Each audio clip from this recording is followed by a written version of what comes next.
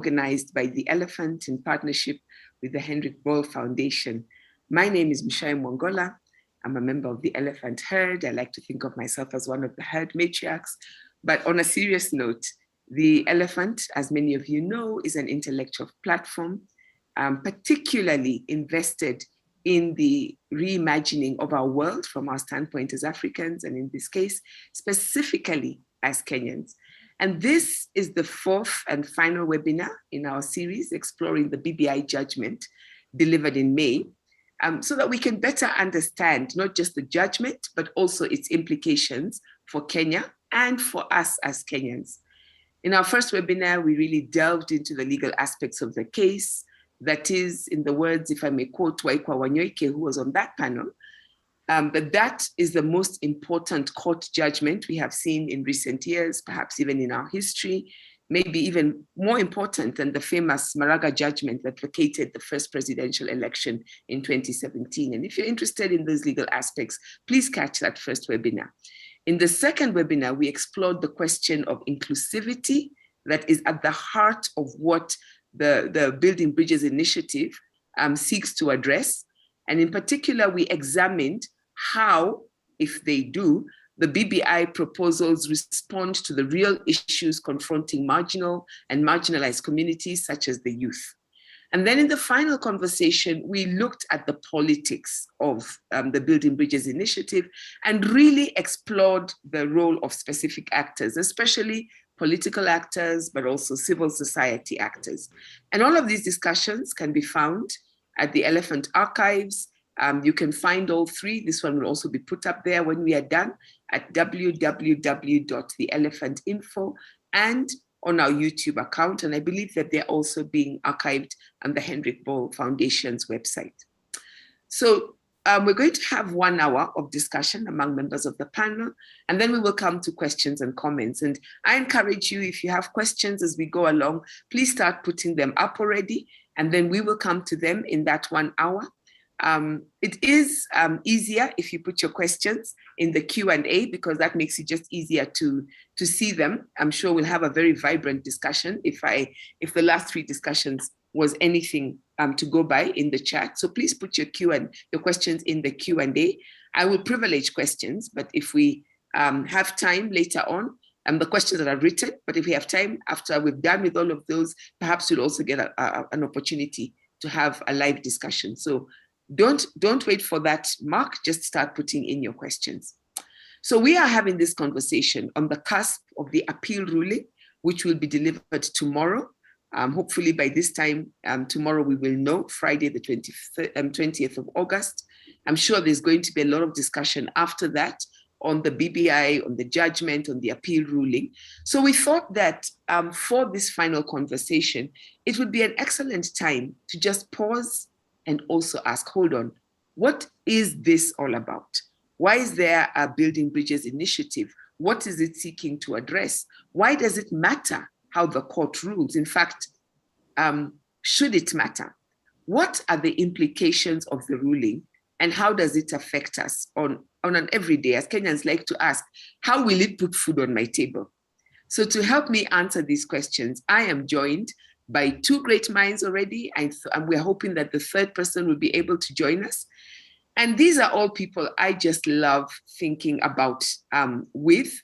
Each of them has gifted me time and time again with an invitation to think deeply and differently about issues that I think are deeply important to who we are as Kenyans. And so for me, it is such a privilege to hold the space as they extend that gift to all of us who are in this conversation together. I want to start by introducing Oyunga Pala. Oyunga is a Kenyan writer. I guess he's best known for his newspaper columns, his blog, all of which have examined the texture of everyday Kenyan life and the challenges of modernity and disillusionment. Oyunga is also, if I may say it this way, a member of the Elephant Herd. He's been a curator for us, and I'm really looking forward to having him on. Oyunga, karibu sana. Thank you very much, Mishai. Yeah. We're also joined by Wandia Joya. Wandia is another matriarch in the Elephant Herd. She's a public intellectual who engages as a teacher and researcher both in the academy and in the public sphere. Wandia is invested in Pan-Africanism. And so I know a lot of these questions she looks at, not just in terms of how it affects us as Kenyans, but really what are the implications for all of us, no matter where we are on the African continent and beyond. I know she's invested in history, as well as in the relationship between the world of ideas and the world of everyday lived experience. Wandia tells me her mentors and icons are people like Frantz Fanon, Michelle Mugo, Nikki Giovanni, Lewis B. Gordon, and Paul Tiamba Zeleza. So I'm looking forward to hearing all those great minds join us as well in this conversation as we proceed. We are also looking forward to be joined. I know he's been held up, but maybe I'm really hoping that we will be joined by, and I'm going to really enjoy saying Dr. Ngala Chome. Ngala is a writer and a historian who recently completed his doctoral studies, and we're all very excited about that. And his work examines the modern political history of the Kenyan coast. Ngala has written on the politics of elections, development, devolution, and religion. And indeed, he was one of the panelists that joined us when we talked about BBI and the question of inclusivity, particularly looking at what that means for the youth. So, as I was thinking about this panel, and I'm going to just go straight into it, I was struck by a piece that is currently up on the Elephant, written by Antoinette Kankindi, in which what she says, and I'm going to quote directly from this piece, Dr. Kankindi suggests to us that, and I quote, rethinking the country as a nation is legitimate for Kenya and Africa. The question of which philosophical direction to take is the basis of rethinking the country as a nation. What is it for? What are the foundations that have been lacking? It is a question of the state as a polity and its purpose, which must touch its foundations. And then citing Anyang Nyong, Roger Scruton, and Alan Patton, she suggests that all this indicates that a way of rebuilding the basis of the nation must be found, because only then can the formation of loyalty and service for each other, neighbors and strangers alike, that is necessary to the existing of a functioning state takes place. For me, what Antoinette Kankindi is suggesting is that, first of all, when we talk about the country of Kenya and we talk about the nation of Kenya, we're not talking about the same thing. And then she also suggests to me that the state is also not a synonym for those two. And so as we go into this question, this whole thinking about what a nation is, what a state is, what does the soul of the nation is, what do we mean by that? I'm just going to throw this out and ask both of you to just start us off by responding before we go into, let's leave the soul thing, first of all, on the side. What is a nation and what is a country? What's the difference? Oyunga, Wandia, am I and Antoinette going into a whole different space? Is there a difference? I know we're a country. Are we a nation? Oyunga, let me start with you. Yeah, I mean, Antoinette, obviously, I think she wrote a really powerful article, it's a very profound piece, if I could just say it in a word. And it made me really think, because now, for the longest time, especially when you live outside of Kenya, one of the first things that people always ask is, where do you come from? And you mention your country, right? And there's a certain pride about being from a certain country, especially as a Kenyan during the time of Olympics, with people like Eliud Kipchoge doing what they're doing. There's a certain pride that comes with that sense of nationalism. But when people ask you about your nation, as in what are the shared values, and you look at perhaps other Africans, other Kenyans in the diaspora, and you find that in terms of the kind of values that you wish to be associated with, are sometimes not always from your countrymen. Yeah? And you find that in a space of, say, in a diasporic space, you find that you start getting attracted to people who sort of share your own values, and you realize when you look critically at your nation, you realize it doesn't quite hold some of the values that you wish to espouse. So I've learned to sort of create the distinction that, for me, I look at a nation as a very sort of recent entity and always a work in progress. And I tend to think of a country as more of a geographical location, the place from which we emerged. Yeah, that's the kind of distinction I create. Yeah. Mm. Thank you very much, Oyunga. That's useful. Wandia, again, the same question as a basis of beginning to think about this. Would you agree? Would you disagree? Would you add? Is there a difference between a country and a nation for you? I think I would make the same distinction that Oyunga made. Maybe just add that when it comes to nation, a nation is what we decide it is. It's a decision we make.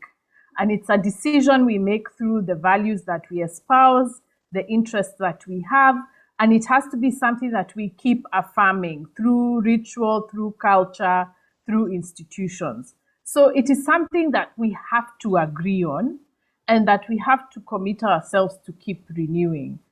The problem with Kenya is that I think there's a sense in which, as people, ordinary people, there's a sense in which we share a lot. We share, cultural expressions like weddings, initiation.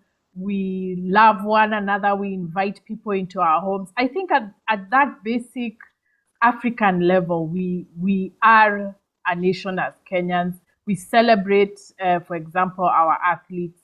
But the state keeps interfering with those relationships and keeps distracting us, poisoning our relationships. So we lose sense of what really matters, and we tend to lose our ability to care for one another, so that whatever happens in one aspect of the geographical area, which I think is the country that we are responsible for, whatever happens in one side of Kenya, we don't really act politically in solidarity with them. So I would say that that's the distinction is the decision that we make and the commitment that we make through cultural expressions. That's what makes a nation.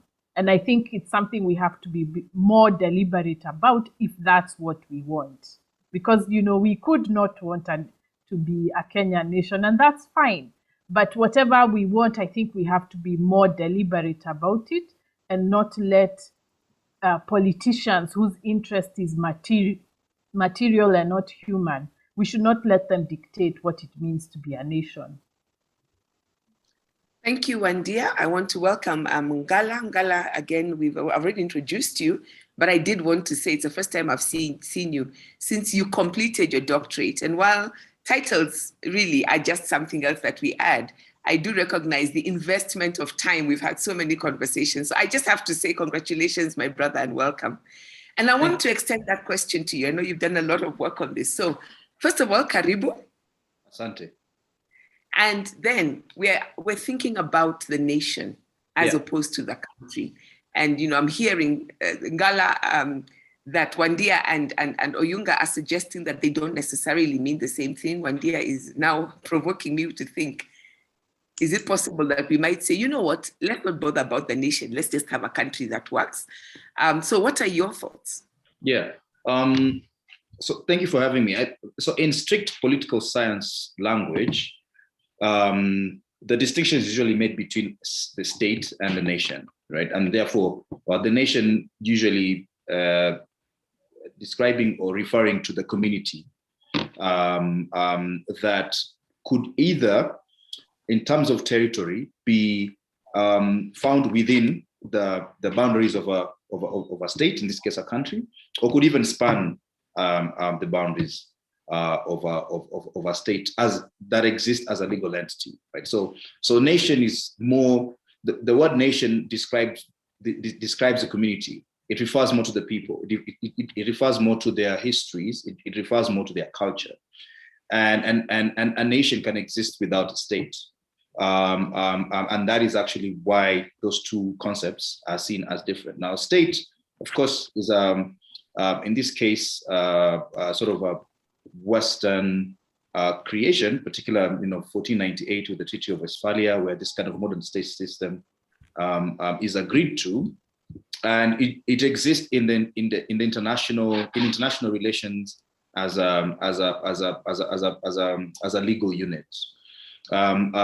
It may actually contain many different nations within one state, and I think that this is the sort of I don't want to see it as a problem, but it has been described. It has been described as a problem when it comes to African politics, that you have states that were created by an inorganic colonial process that did not pay attention to sort of historical, cultural continuities within the continent. So that's how you find in most African states composed by different communities, different cultures, different languages, and that then becomes, as a historian of African history, Basil Davidson calls the curse of the African state.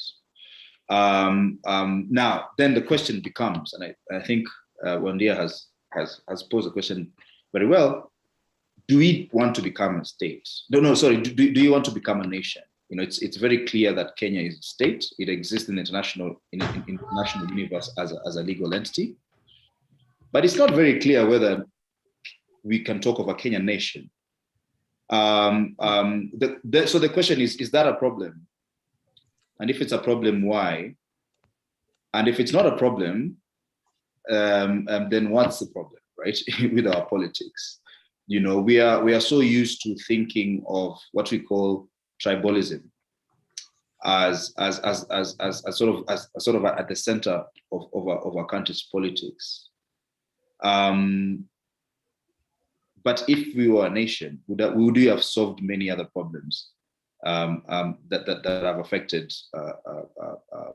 our history? So if we did have a Kenyan nation, are we saying that would be equal to lack of corruption, lack of inequality, a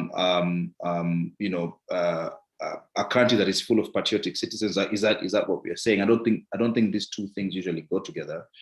However, in the political space, the way politicians talk about the importance of having a nation, it is always presented as the cure-all solution to most of the problems that bedevil our country's politics.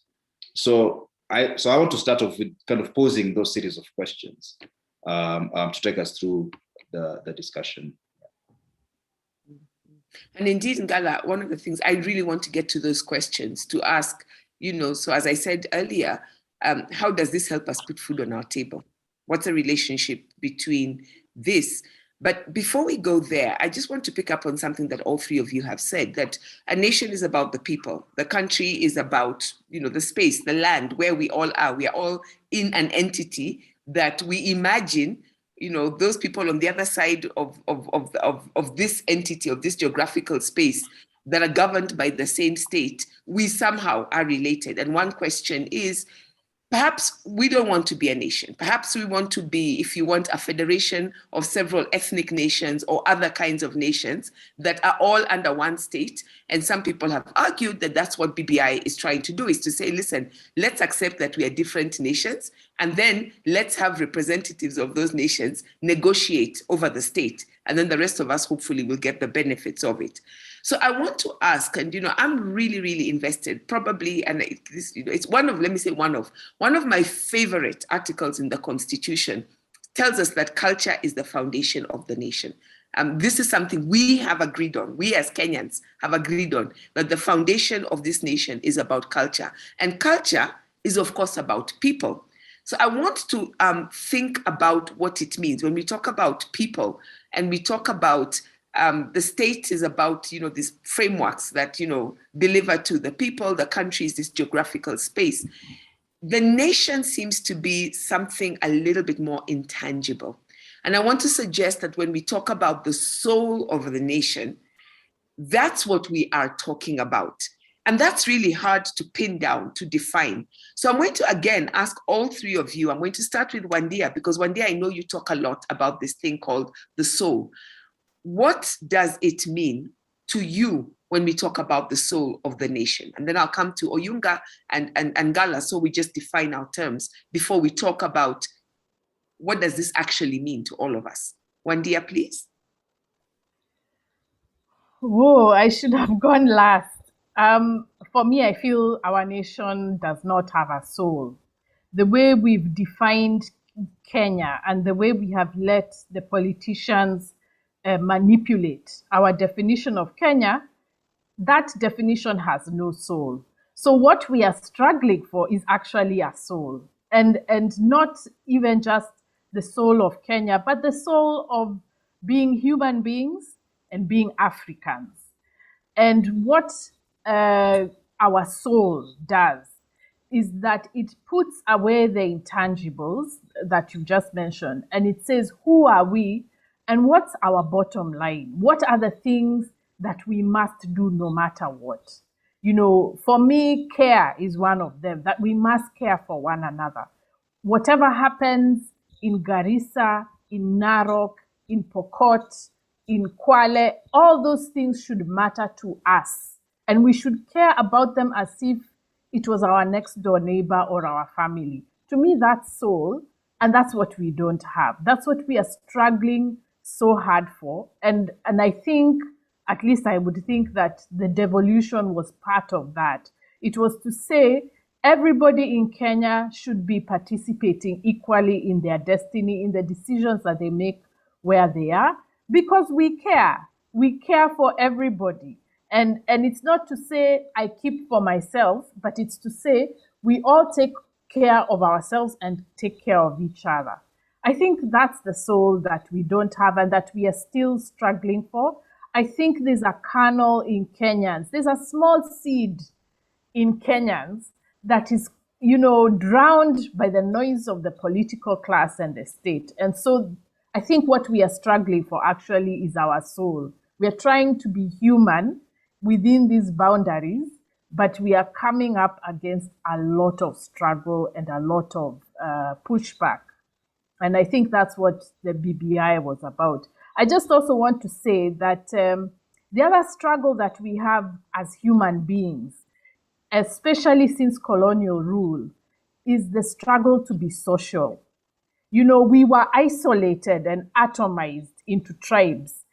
And the way tribes are spoken about in Kenya, it is not that this is an ethnic group on its own and it should be on its own. What those tribes do from the definition of BBI is to freeze us in time so that whatever I do as an individual should not have any political or social impact beyond the self. And so what the BBI was trying to do is to atomize tribes, actually.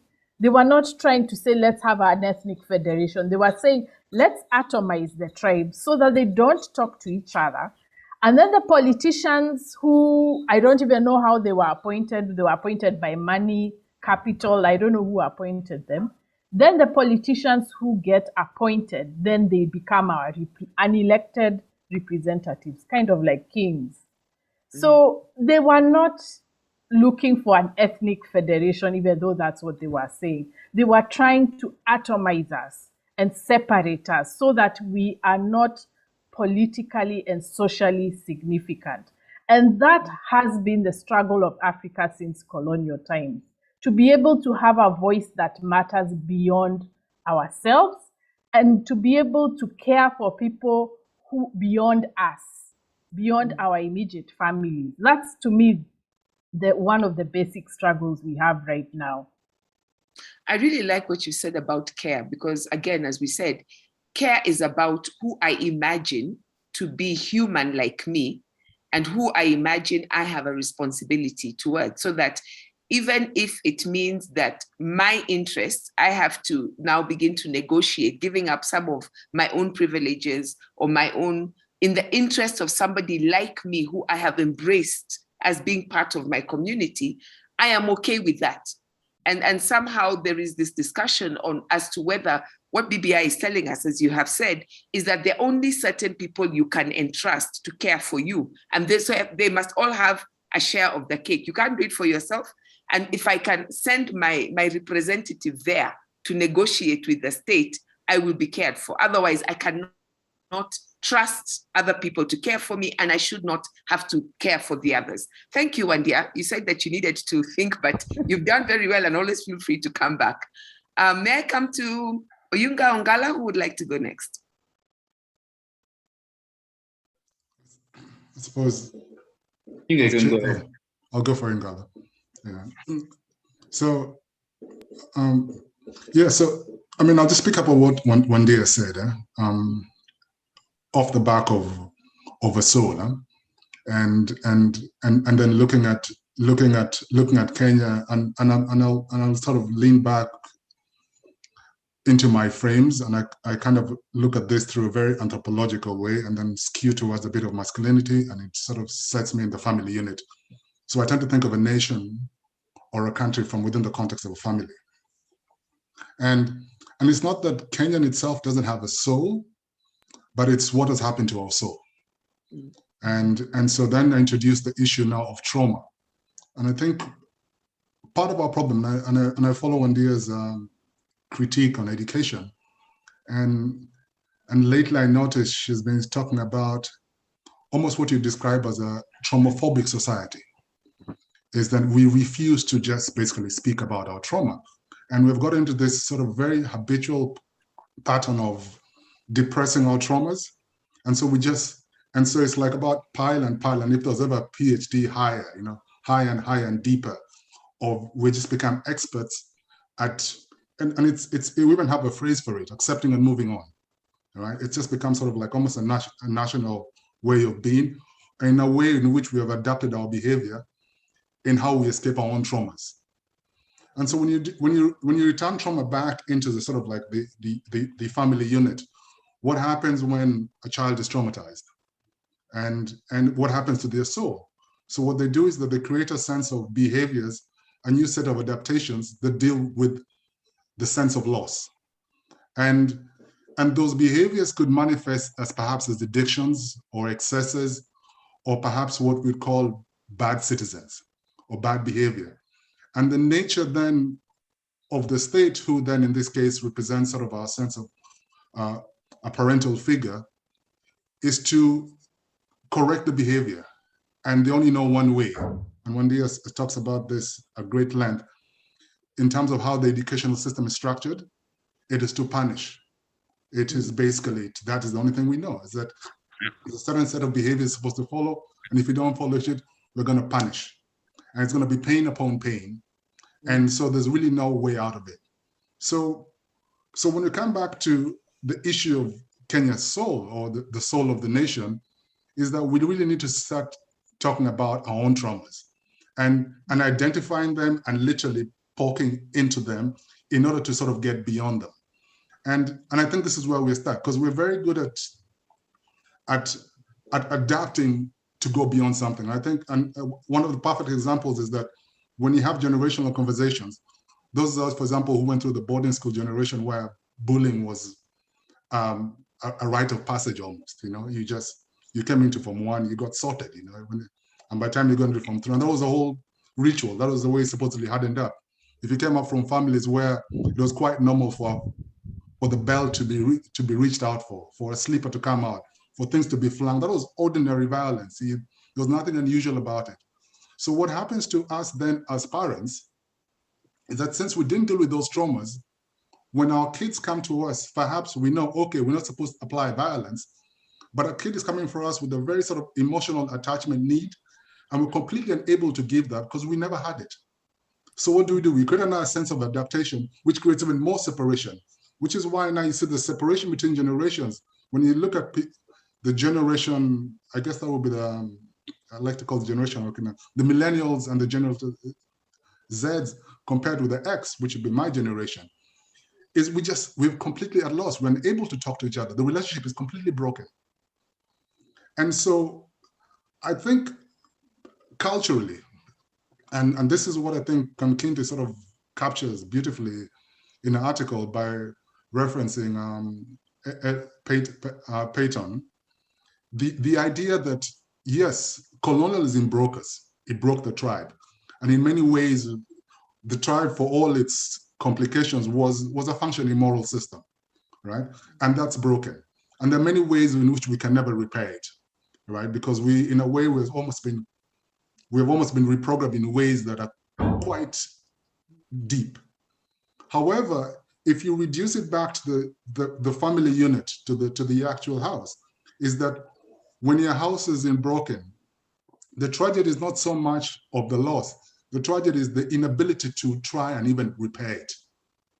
And I think that is where culturally, at least as from those of us who come from the artistic bend, for me, I think that becomes our core mission and core responsibility, to be able to examine, to first of all come to the realization that we're dealing with a nation that's basically traumatized deeply at every level, at different levels, to the point of, even if you really want to understand trauma in our country, just look at our politicians, a complete addiction to power and success. Right? It's a very temporary addiction. It provides a very temporary relief, returns into a cycle of pain, but they cannot come out of that cycle. And so if you don't understand what the trauma is and how it's passed down, where, you ask yourselves, why would a policeman brutalize to the point of death somebody for not wearing a mask? The easiest thing is just the police are evil, police are bad. But if you move away from that outrage and that sense of enrage, you ask yourself, what kind of pain is that man in, to the point that just the very fact that a mask is displaced provokes that sort of anger? What kind of trauma did that policeman go through to express this kind of trauma repeatedly over and over and over again? What kind of pain is, the question is not so much why do police beat, is that how does this institution exist that this is the only way to cope with this problem? And those are kind of the questions we have to sort of start asking quite deeply, and in sort of very artistic ways, in terms of the kind of stories we tell about ourselves. Because if we don't, we continue to perpetuate, and we're in a complete inability to help those who come after us. So what happens to our children? And this is what we used to say about the Walambese culture. It's a complete disassociation. And we fixate on the behavior, that these kids are behaving bad. But as any parent knows, there's no such thing as a bad child. If you tell a child not to do something and they keep on repeating the same thing over and over again, who has the learning problem? You or the child?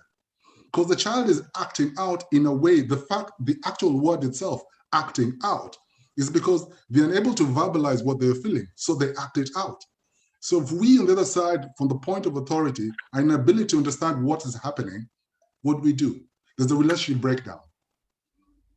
The ways in which we can, one solution, and I think this is where Concluded gets it right, is that in culture, there is stories.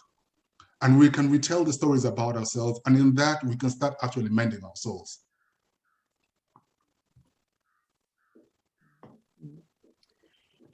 I'm reading and I'm thinking about what you're saying, and I'm rereading Yvonne Owor's Dust and her call for us to engage with our trauma, with our history, before we can get to a place where you're able to start again, to start again in the sense that you've dealt with what has happened to you, you've dealt with what's happened in the past, and then there is a new beginning. That she tells the story of how she uses dust, as that book Dust, and the story of this family as a metaphor for how we start again. How do we pull down the old house, if you want to speak, that's falling apart anyway, and then begin again in a new world. And I want to come to that question of how do we come as a consensus, to build consensus. But I think both of you are saying some really interesting things about this need for care, and remembering always that we're dealing with trauma. And often, and I know one day you've written quite a lot about it, there's this way in which we blame each other, especially those people. Look at how badly they're behaving. Look at, whatever, whether it's, from the point of morality, instead of saying that, yes, what they're doing might be something we don't like, but let's look at why. And that doesn't make an excuse for what is happening. It is to say we are all implicated as part of this, and we cannot point fingers. Ngala, do you agree or disagree with what we are saying so far? And what would you bring into this question of when we say the soul of a nation, what are we talking about? There are two things that have been said that sort of really caught my attention, and one by Wandia and the other by Oyunga. I think Oyunga spoke about how the tribe was broken by the experience of colonialism. And Wandia spoke about the inability that we've had culturally to think beyond the family unit. So I don't want to misrepresent those views if this is what I heard. So I disagree with both views. One is because actually the existence of the tribe was the very evidence that people were able to think beyond the family unit, right? So the tribe existing as a kind of moral unit, it is a space in which, and I really don't like to use this term, but it's a space in which people were able to come together and think about the world and think about the universe, right? And impart meaning onto the world, to give themselves names, to give themselves a language, and to give themselves an identity, a realization that without coming together, you could not make sense of your place in the world, but also you could not even conquer, especially the natural world. And to the other point that this thing called the tribal unit was broken by colonialism. I don't think it was broken. It was redefined. It was reformed. It was the meaning of the tribe took on a different meaning because of colonization. Historians have always spoken about this idea of the super tribe. So when you think about the coming of identities such as the Kalenjin or the Mijikenda or the Luya, these are things that are taking place during the colonial period, and there's a direct relationship between that and the colonial experience itself. Is that people are trying to think differently about identity because of the newness that was brought by the political economy of colonization. Then I would like to throw in this idea of moral ethnicity, which is written extensively about by John Lonsdale, and where he talks about how these communities were all composed with a distinctive ethnic moral language, right? So there was a language, there's a very heavy language of responsibility, there's a very heavy language of civic responsibility, of taking care of each other as people of the same community. You find this not only amongst the Kikuyu imagination, but also the Luo, people down the coast, that these ideas of taking care of each other, these are very kind of cherished African values that will be found in most of this kind of ethnic imaginations. What then happens, of course, is that when people begin to meet, and this is a process that was well curated by the colonial state, is that people are beginning to meet from these different communities across the territory in the urban centers, right? So in places like Nairobi, in the civil service, in national schools, is that they already come with a very strong base upon which they think of themselves and they think of their identity. So that the ethnic idiom became strong, in fact, much stronger than this idea that we are all citizens, but in that case, subjects of this colonial state called Kenya. So that in a very interesting way, I think in the way that Kenya develops in the post-colonial period, is that you find very strong ideas around ethnicity. So like you find very, very strong ethnic imaginations, but also at the same time, there's a developing of very specific national Kenyan experiences at the same time. So I think one needs to do a study to this day of how national schools, for example, if at all, shaped a sort of national consciousness, right? What it meant something to have gone to Alliance, right? Despite your ethnic background.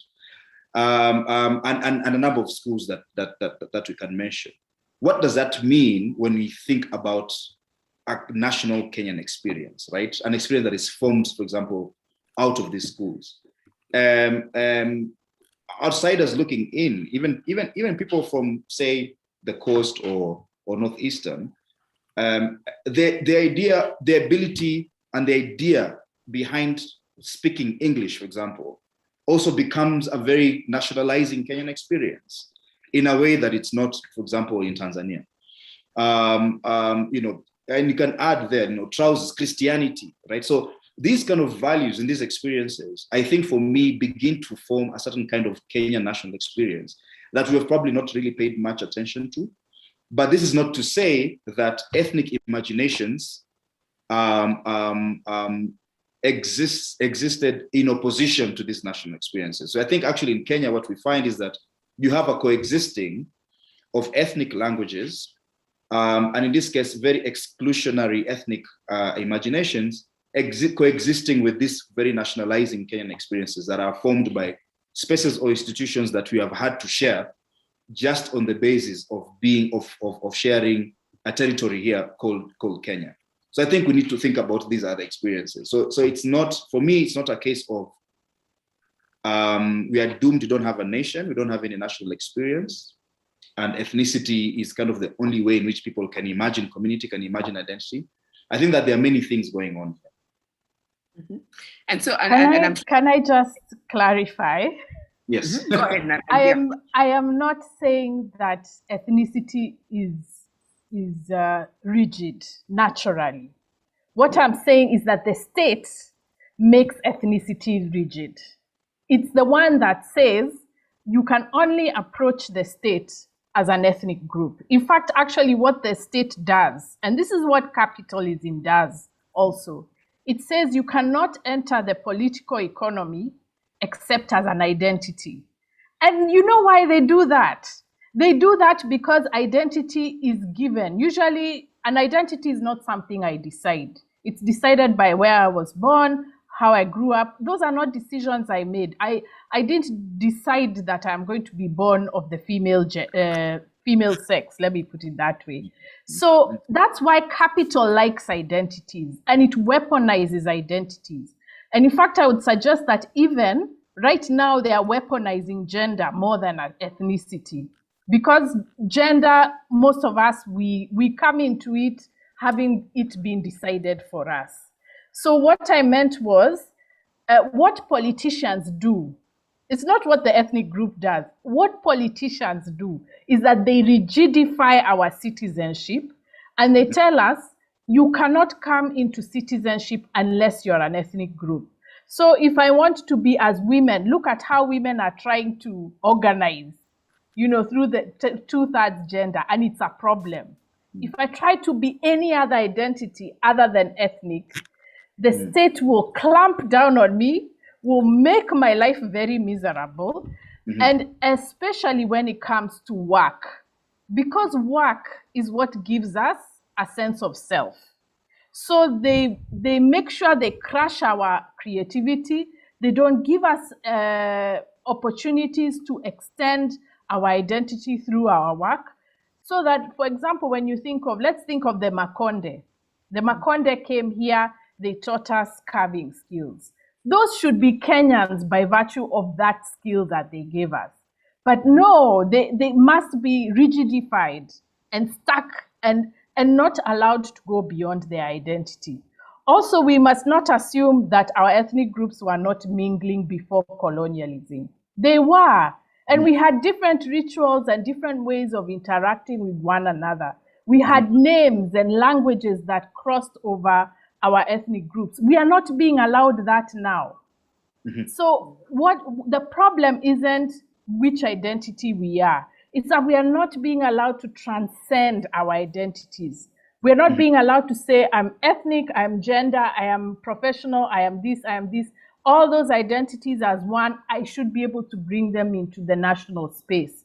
That's what's being refused by the political class. And for a very simple reason, these guys can't work. Let me just be, crude. They have no skill, they have no work. all they have is access to the state.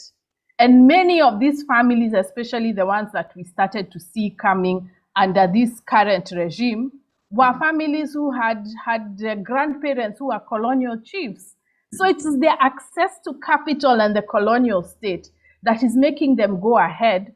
And because they have nothing to contribute to society, they tell us our only access is our identity, because that's what we share with them. If we started to say, what have you done? What ideas have you come up with? What have you created? Where have you gone? They have nothing. And those are the things we Kenyans have across ethnic groups.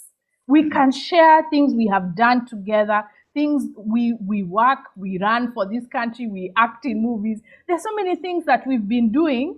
But when you look at who makes it to the top, it's not the people who have accomplished. It's the people who were born in the right families. Mm-hmm. So that's what I meant. I didn't mean that our ethnic groups were rigid. I meant that the state rigidifies them.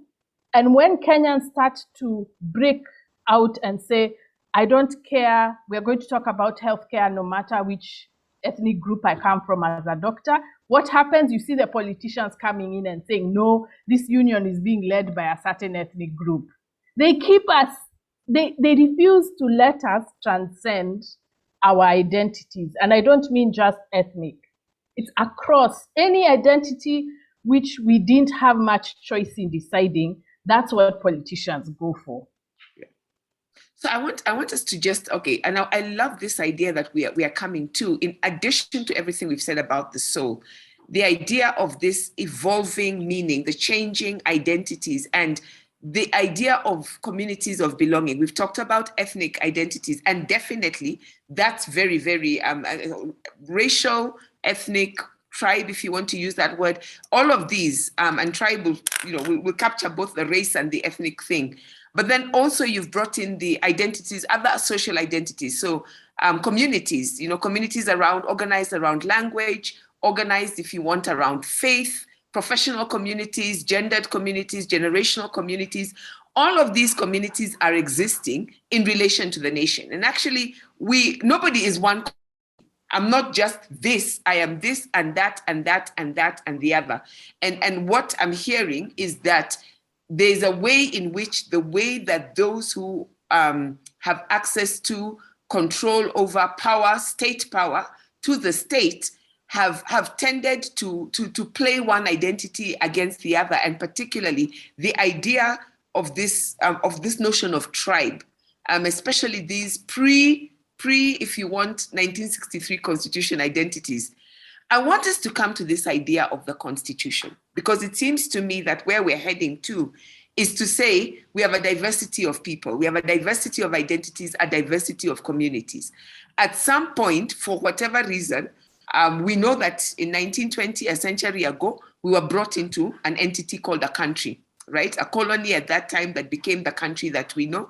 At some point, we became a republic, we became independent. At some point, we became a republic. We began to work towards this vision of a nation, or we became a nation, depending on where different people are standing.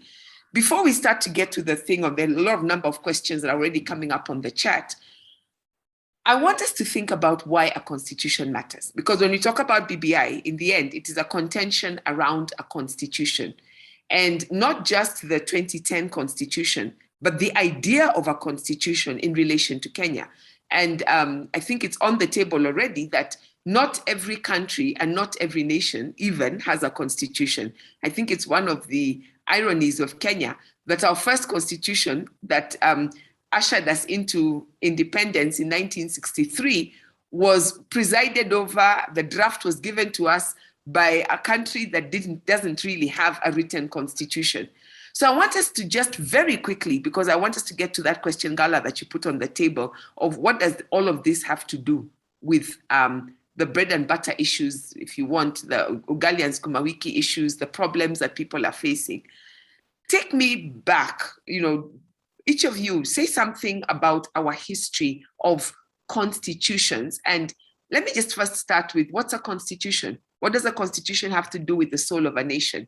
What does a constitution have to do with this idea of nationhood? Oyunga, who did I start with? Last time I put Wendy on the spot. So this time, Ngala, let me start with you.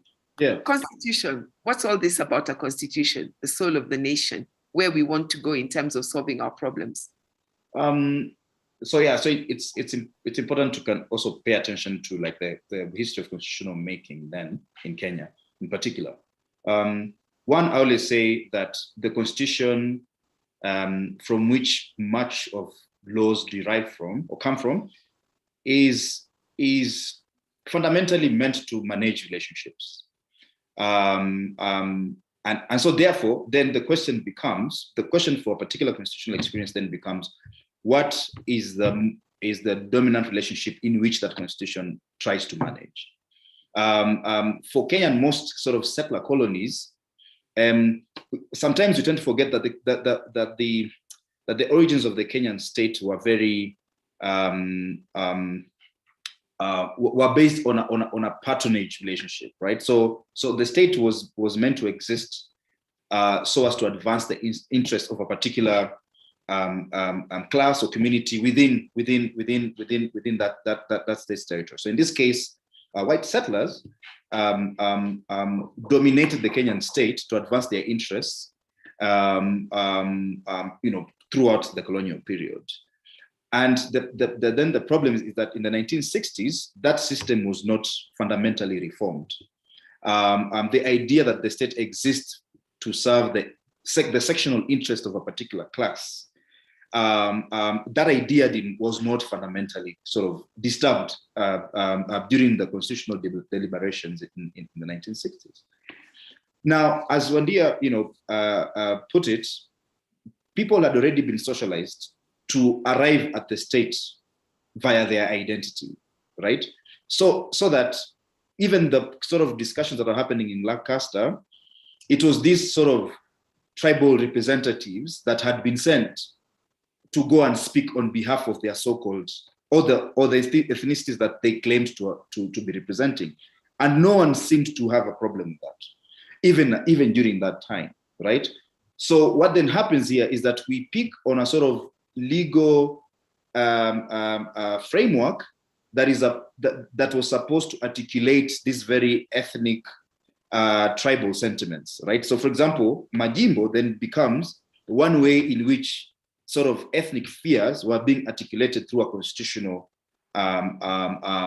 position. In this case, the creation of a quasi-federal state, which is what Kenya becomes independent on in 1963, right? So of course it was very clear that to the Kenyan politician and to the Kenyan public, certain provisions of the constitution were supposed to protect the interests of particular emergent communities, right? Which is to also say that the nation had not emerged, right? And that there was a failure of imagination to imagine the state. We're talking about the post-colonial political elite. And this is sort of the original scene, right? Their failure to imagine the state, their failure to even ask the question, should we imagine a nation called Kenya, right? So that when we talk about laws, we talk about constitution, especially in ways in which the constitution organizes the political space, not so much violence had been done to the idea of ethnic organization. Yeah. And that has been the sort of the political development since then. So when you're thinking about devolution, when you're thinking about creation of the post of prime minister, expanding the executive, it's all just a sort of formalistic language that is being used to express very ethnic motivations in this case. And I think that is actually the tragedy of our history of constitutional making in Kenya. Thank you, Gala. And I'm going to push back slightly, but let me put that thought there and then go to Oyunga and Wandia and come back, because I think that really important things you've put on the table. Number one, this question of a failure of imagination. I know Marilyn Kamuru said the same in the first webinar. And my question would be, is it a failure of imagination? Is it a limited imagination? At that point, people imagined what they could. Remember, they're coming out of colonialism. So you imagine the next thing you can. And then perhaps a little bit later, you want to expand that imagination.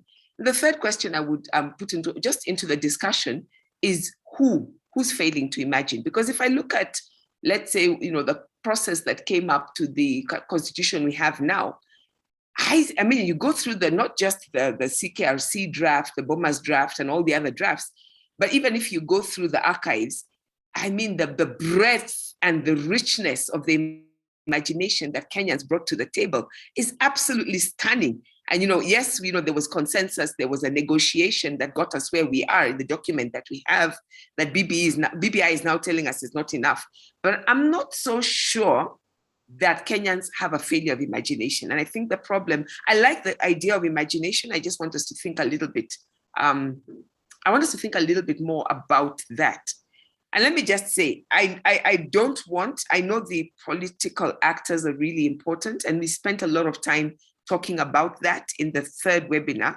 So I know we have to keep bringing them in, but I also don't want to focus on them, because I think that's part of the problem of Kenya. We're always centering them in our conversations. So I want us to remember they're there. Let's push them onto the periphery for once and center on our role as Kenyans. All of us who are not political actors, what are we doing? And I also want to put civil society in that discussion, but not center on it, because we really did explore that in the third webinar. I think they're important. I think it's good that we're bringing them in. So I'm not saying don't bring them in, but I also want us to think about us, the rest of us. Wandia Oyunga, who wants to go next? And Ngala, feel free to come back to me after this. Wandia Oyunga. Wandia, if you'll allow me. Yeah. So, yeah, I also got, when Ngala mentioned failure of imagination, I realize it's also something I said a lot, about our state of being as a nation. But then, as you talked about it, I started thinking a little bit more deep about it. And I realized actually what it is not really a failure of imagination, because one of the things you realize is, if, for example, in a position of a curator or somebody who's working with grassroots movements, you realize that half the problem is that those in positions sort of like in positions of power or authority to create change are really bad listeners. So we come with this sort of predetermined solutions, and we're just hoping you'll endorse them. So we're giving you literally it's multiple choice examinations. If you think outside of these three multiple choices that we give you, then there's no conversation. So what I see is a lot of what perhaps I would call a suppression of imagination. And this seems to be almost legislated, almost becomes a matter of policy, is that we just suppress imagination. It becomes just it's almost too radical, it's almost too wild. It's as though you ask a child, what do you want to be? And they say something that's completely out of your scope, and you immediately want to diagnose the child has a problem. What do you mean you want to be a herdsman? That's you're going to private school. Why would that even be an ambition? So I think there's a way, and I'm sorry if I'm going to sort of go back to the point of trauma. I think for me, the reason why we suppress imagination, because that becomes the next question, is that why are we so afraid of this alternative thinking? Why are we so afraid of this we have this sort of grandiose thinking possibilities of how we could be, but every time it comes up, we suppress it.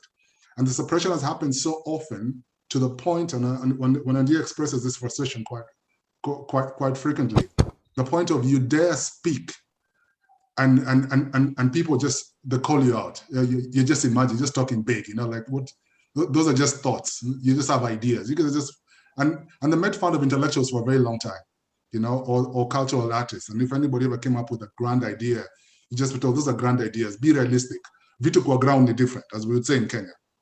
So it comes back to that. So this, I'd like to sort of say that perhaps suggest, because this is just an opinion really, that this suppression comes from trauma.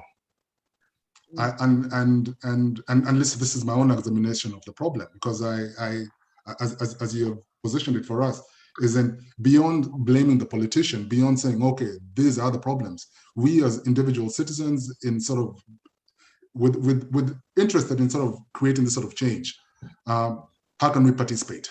And in order for me to participate critically within my sphere of influence, at least as a writer and as an editor and a curator, is to fundamentally understand why I keep on stuck in this recurring problem. This idea that if an idea like the elephant, for example, the idea that we could create an independent media platform that's open to all ideas, why is it that at some point we feel a need to suppress it? That we can only expand at this level. And even if we were to imagine ourselves, we can only imagine ourselves in comparison to, say, a Western media platform.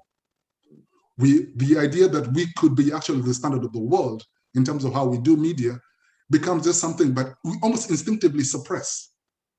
The moment we enter into a world stage, we almost instinctively suppress it.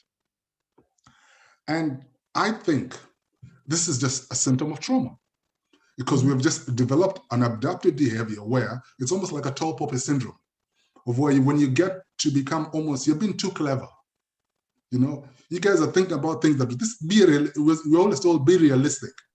And the school system does that perfectly. They ask you a series of questions. If you break the mold, you're told to come back to operate within the syllabus. There's somebody who was having a discussion here. Because I don't want to say a lot about what you're saying, because I really agree with you, but I was just trying to remind you of this concept of the ideology of order, which I think has been written about and theorized by Asano Diambo. Maybe to add into your maybe the origin of this kind of ethos is also from the colonial state. I don't know what you think.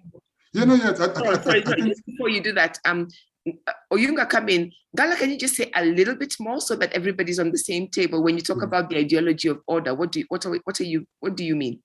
Because Oyunga is talking really about this kind of Kenyan sense of like not rocking the boat, right? So if you're talking about a settler colony that was ruled by a very few actually privileged elites, right? So actually the question is, how are they able to do that for 75 years to rule over, I think the population of Kenya in 1948 was maybe 4 million.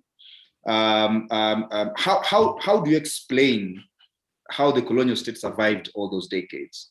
It is sort of like these cultural practices of suppressing imagination, of valorizing order, and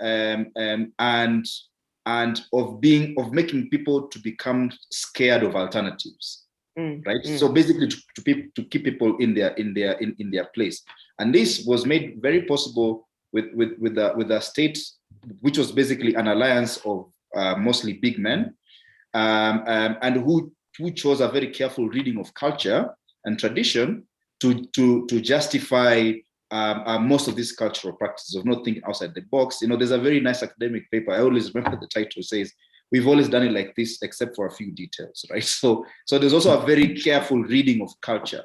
Don't question because it has always been done like this. But if you actually look at the history, there are a few details in which things were not as they're being presented. So yes, I just wanted to add that. Thank you. Go ahead, Oyunga. Yeah, thanks, Gala. Actually, it's a very good. I didn't think of it that way actually. So thanks. It gave me some more reading there as well.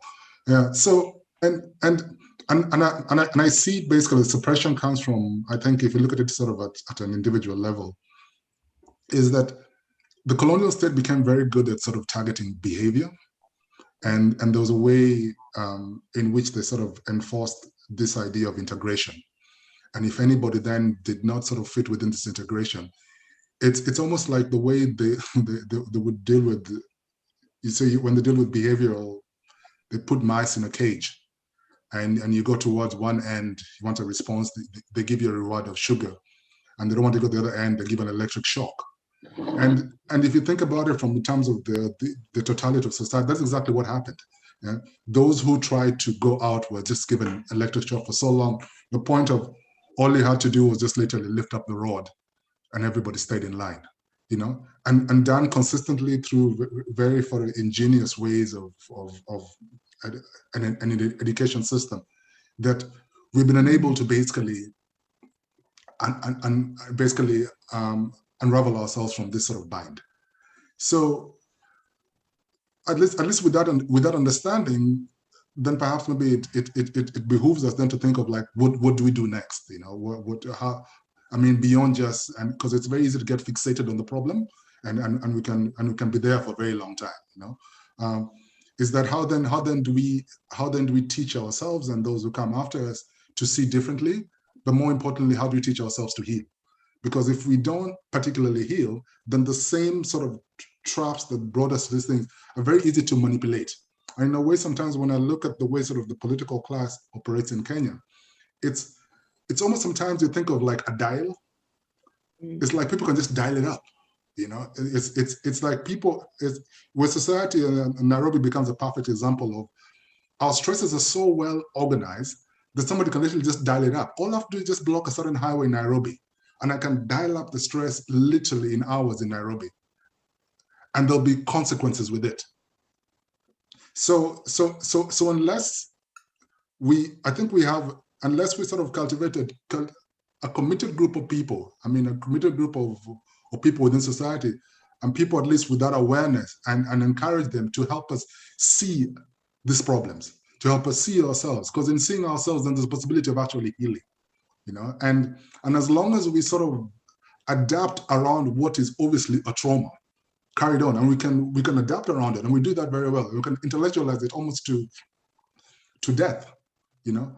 But beyond that, you know, we've got to find ways of healing and going beyond it.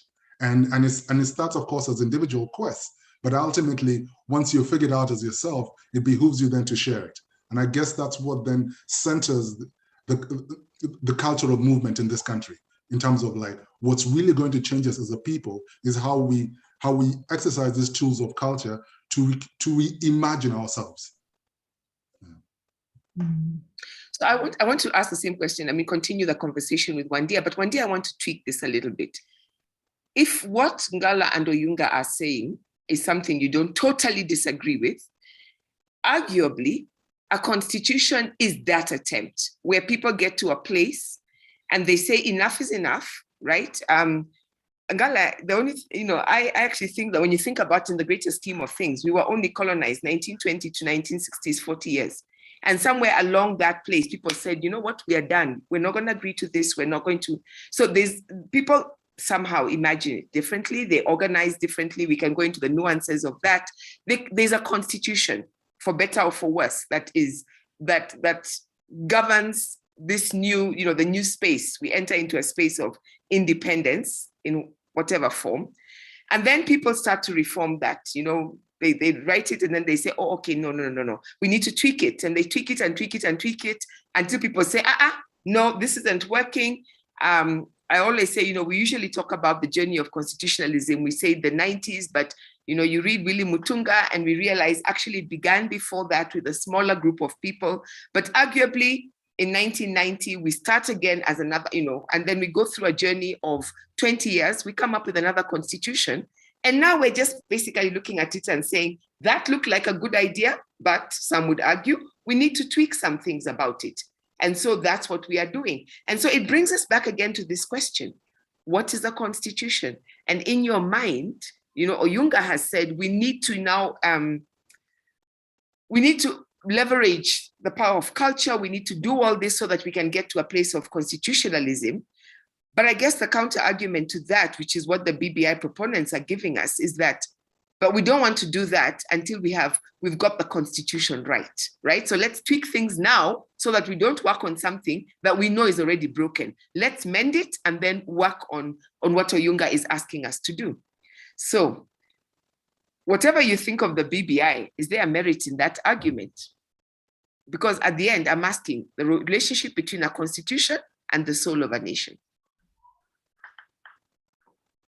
I think the Constitution is sort of like what I was saying. It's our bottom line. You know, what are the basic principles that will guide us? So when one of the major lies about BBI was the idea that the Constitution is responsible for all our problems and they will be solved when we tweak around with the Constitution. And that was not true. I think the question of whether our constitution is perfect or not doesn't arise because it's people who make things happen. And we all agreed on this document.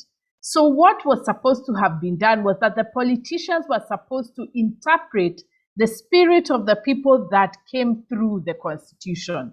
But what they have done is to fetishize the Constitution and make the Constitution replace the people. And to say it is only when the Constitution is tweaked around and things work, that things will work. They are lying. And this is another problem that we have had with the colonial state. Because what I noticed, something that I learned throughout the BBI discussion, is that anytime the political class, and sorry to say a good section of the middle class, when things are not working as they cannot work with this kind of arrangement, they technologize the problem. They say, oh, the problem is this article, this verse, this chapter, this, they reduce the problem to such a small, manageable thing, and then present it to the Kenyan people and say, the reason devolution is not working is because there's something wrong with the way the Constitution assigned assigned resources.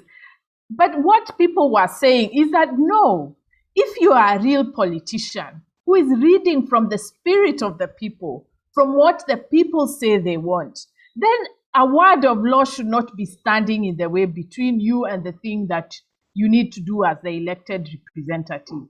So when the politicians are saying we need to tweak this so that it works, they are fetishizing the Constitution. They are making the Constitution replace us. And they are refusing to listen to us. And in fact, part of my ambivalence about the court ruling, which I think was a great ruling, was that we had said these things. We had said them in open forum, but the politicians were not willing to listen to the people until it came from a court of law. And they do that because they have masters elsewhere. Their donors are not going to say anything unless it's in a court ruling. Because, the West recognizes courts. But if we say the same thing that the judges are saying, the politicians ignore us because we are not an institution. And for me, that is where the problem is, and it's a problem of imagination and education. We are just not able to go beyond institutions. We're not able to look at issues and see what is the human thing to do? What is the soulful thing to do? Like this case we've been talking about, the children miss a bus and the teacher says, I don't care, go away. And the children trek until, for kilometers and kilometers and they're lost. I mean, what kind of country are we? Do we need the Ministry of Education to write for us a rule about that? About how to treat children humanely when they come late to school? I mean, and this is how, I don't know what the British did to us, but they suppressed our ability to go beyond the rules. We stick to institutions like they are gods. We don't question them. And when somebody says, well, let's imagine beyond the institutions, there are rhetorical ways to make sure that doesn't happen. So you're told, vitu kwa ground ni different. Why are you wasting time thinking, does it put food on the table? There are all these rhetorical strategies, or what Keguro Macharia called political vernaculars, that make sure that we never speak beyond the institution. And that's where we have failed. So politicians are lying to us when they say that the issue is the Constitution. The issue is them. They lack political imagination. They lack legitimacy among the people. They lack a soul. And so they want to blame the letters of the law for their inability to function. And I also wanted to say that part of this problem comes from the stories we tell about ourselves. For me, when I read the history of Kenya from different places, I'm so amazed by the richness of our history and our resistance. Everywhere in Kenya, there was a major resistance against colonial rule. But those are not the stories we tell. We tell the stories of Kadu crossing the floor, first president, second president statue, and that's the limitation of our history. So because our historical consciousness is really, really limited, then we are not able to imagine beyond what the institutions tell us. And that's why, or that is what facilitates politicians to come and tell us, oh no, whatever failures I have, it has nothing to do with my leadership. It has nothing to do with ideas. It has nothing to do with the fact that Kenyans are not allowed to imagine. Oh, it's the constitution. And then you know what the media does and the education system, sorry to say, what they do is that they hype up these technological solutions. So we start looking at what we look at what clause. We start even looking at verbs and pronouns, as we saw during the appeal. We start looking at small technical details, like when we would go to the media, we would be told, no, show us the line, show us where it is written before you can say anything. That limitation of imagination is what facilitates this lie that all our problems can be reduced to the Constitution. I think the Constitution has given us a fairly rigorous framework with which to work with, and we have to do the imagination and say, how do we translate the spirit of what people fought for? How do we translate it into daily life? That requires imagination, and that's what is being fought. So I'm hearing this, this idea of the limitation of imagination. I love that, what you brought in, this question of, we're sticking to order and to rules. I think in the last conversation, Daisy Amdani highlighted the fact that, when the Constitution says that 15%, not less than 15% goes to the counties, you don't need to change the Constitution to say now, not less can also mean, as much as 30, right? But we're sticking to the language, to the letter, without allowing ourselves to imagine what are the possibilities beyond this. And I like this idea of this Constitution as an agreement that governs our relationships, a covenant that we have with one another, that before we start to talk about tweaking, first of all, are we even holding on to? Are we even starting? Yeah. I think that came out of the last conversation. Are we even first doing what we can do with what we have, the agreement that we have, before we amend it? I do want to get to that question of, so what? How does the Constitution, if we allowed ourselves to imagine, we allowed ourselves to think about the lived experience, which is what culture really is, how does that translate into our lives? But before I do that, I want to we've got quite a number of questions that are coming up. I want to ask people to please forgive me if I don't focus on the questions that go over the conversations that we had last time. And so I do see, Michael Omondi, that you've asked us to talk about inclusivity in the BBI. And if we have time at the end of this, we'll come back to that. But really, the last conversation, the third conversation, looked at the question of inclusivity at quite some length. So let me put that on the side for now. And I'm going to just look at Babu Ayindo. The first question that is up on the Q&A asks if the panelists in general, do you share Ernest Renan's thesis in the essay entitled "What is a Nation?" And he's citing from that particular essay, a nation is a soul, a spiritual principle. And if you share that idea, it is, then what Renan goes on to say is that critical to nation formation is the possession of a common, Therefore, critical to nation formation is the possession in common of a rich legacy of memories. The other is present consent, the desire to live together, the desire to continue to invest in the heritage that we have jointly received, right? So it's a consent, it's an agreement, and then we say, let's continue to share. So I'm going to put that question out there. And then I also want to bring that, Oyunga, if you want to start thinking about that aspect. Babu also asks in connection with that, can a people who are collectively traumatized form a functioning nation? If we share this history, we've agreed to live together, but we've been collectively traumatized. Can we therefore share a functioning nation? Or would we just simply reproduce our trauma in durable governance systems? So what needs to happen? You've talked about us needing to do some things. Do you want to think a little bit further on what needs to happen or change for a traumatized people to form a functioning nation? You've told us we need to do something. Could you think a little bit more about that? So Wandia and Gala, I'm going to ask you to think with Babu on the question of the nation as a soul and as a spiritual principle. Do you agree with that? Do you disagree with that? How would you add to that thought? Gala, can I start? Yeah, I agree with that. And I agree with Renan's perspective on what a nation is or should be composed by. I think we sort of touched on that at the beginning of this conversation.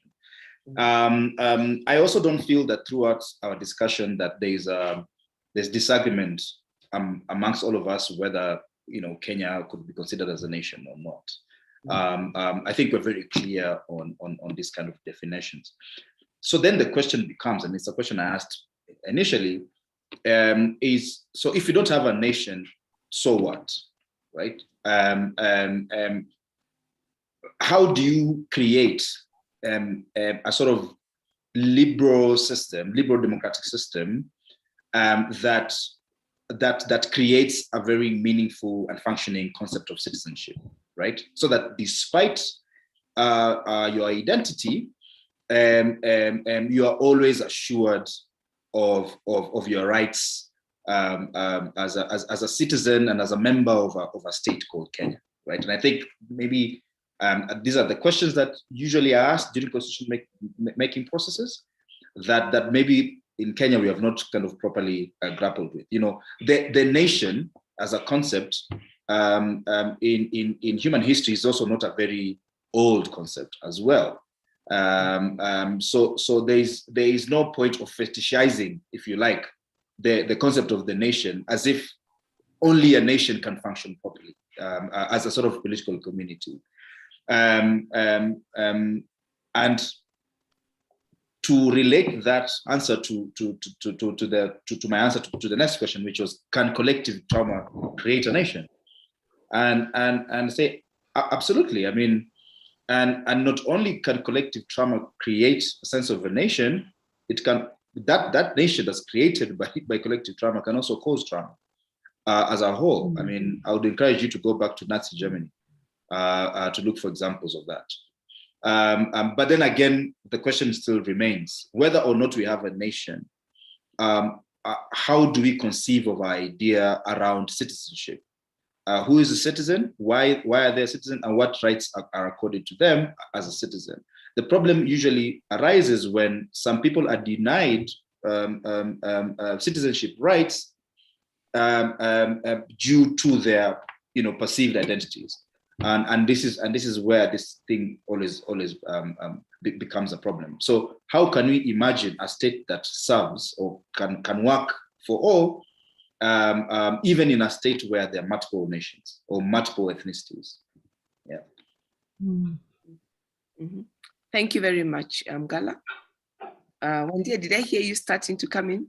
Yeah, I was going to say I'm also not that attached to a nation.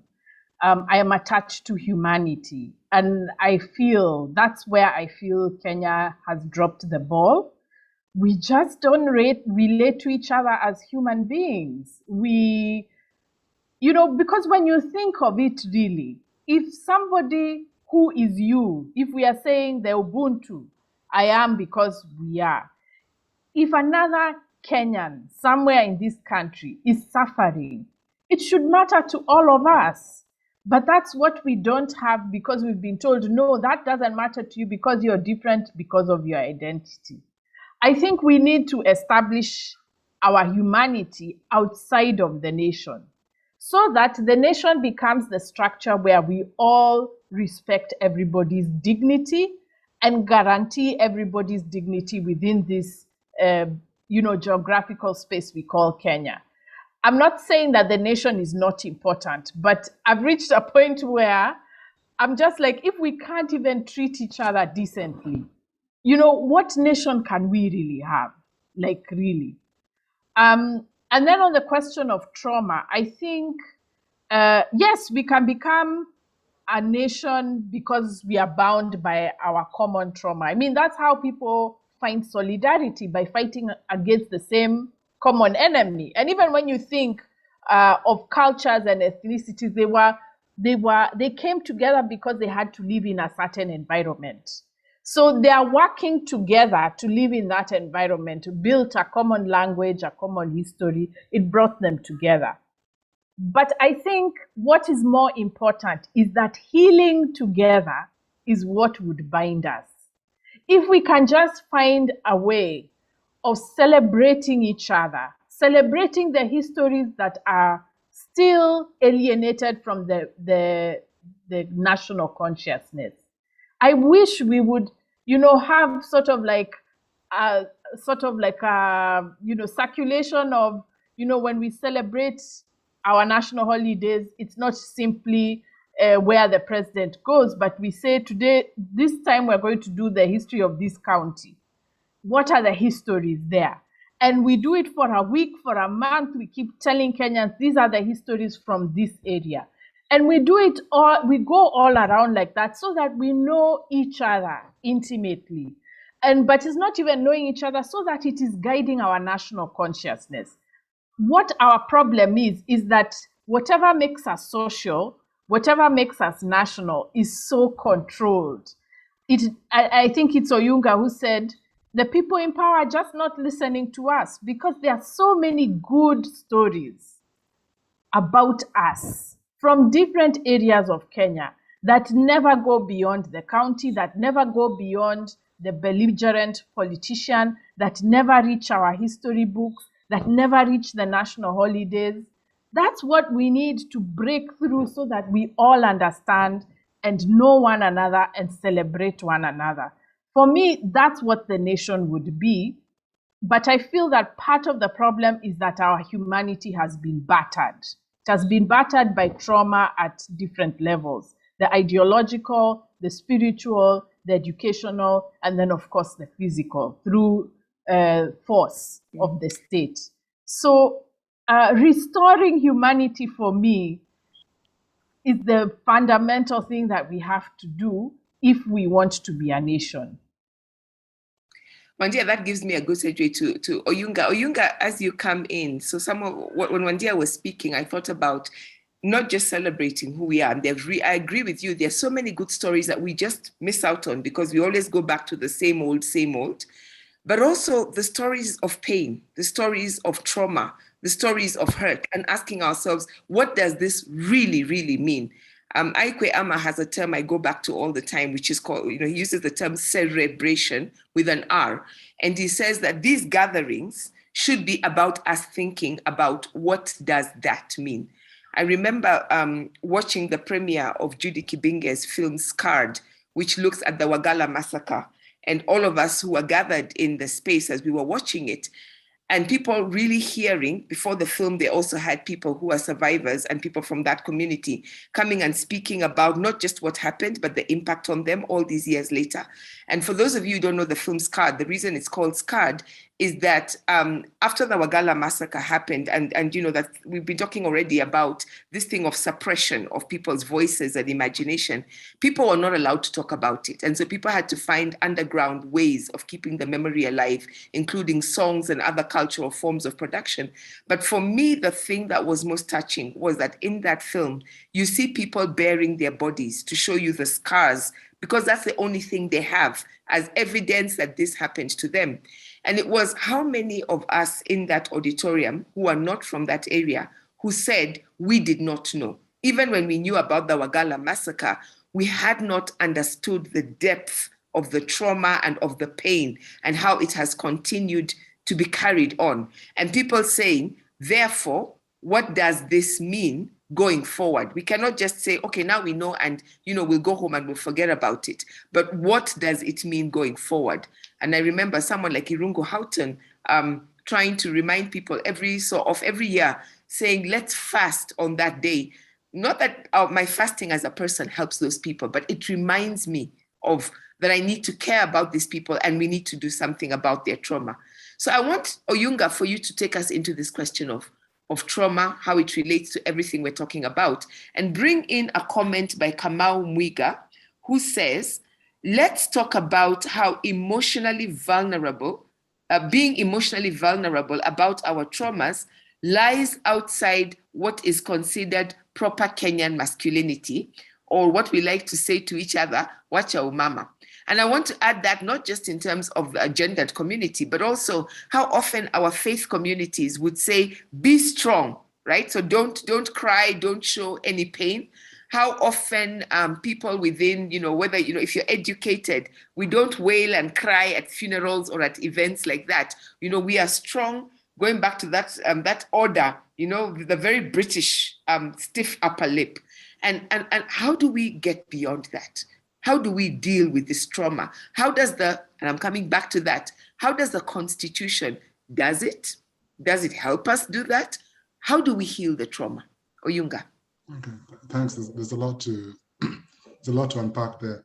I think I'll start from what you said towards the end, and given that I came from that space, the emotionally vulnerable man, and it's funny because we're socialized to show strength, so like you must not show any pain, don't cry, don't shed a tear.